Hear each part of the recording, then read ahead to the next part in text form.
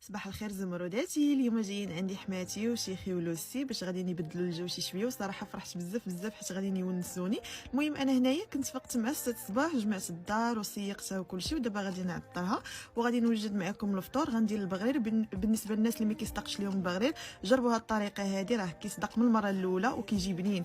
هنايا درت واحد 2 كيسان ونص ديال المدافي، ودرت معلقه ديال السنيده ومعلقه ديال الخميره و2 كيسان ديال السميده وخماره، وغندير واحد القبيصه ديال المليحه وغادي نخليه يرتاح 5 ديال الدقائق بالحساب، وغادي نطيبو مباشره. ما نعاودش لكم البنات كيفاش كيجي بنين ورطب وهشيش وكيجي واعر. جربوا هذه الطريقه.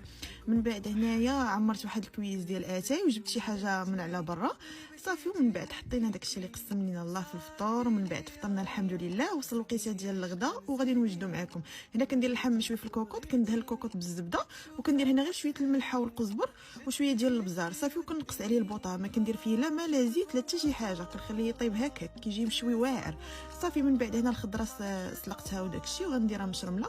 هنايا درت الروز حتى هو يطيب باش غندير الصفه ديال الروز صافي. صايبت هنا الشرموله درتها في البطاطا وداك الخضره كامله اللي عندي، ودرت هنا الزعلوك وداك الشيء.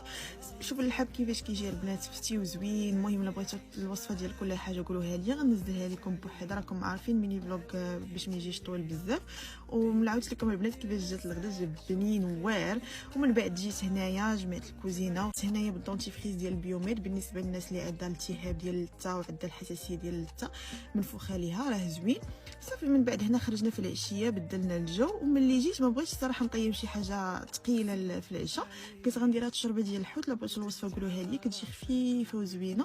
ومن بعد دواشت صافي، وغندير هاد كونجور دي زيو على وديت الانتفاخ ولي سيرن والتجاعيد. وغادي نقول لكم هنايا تصبحوا على خير. باي باي.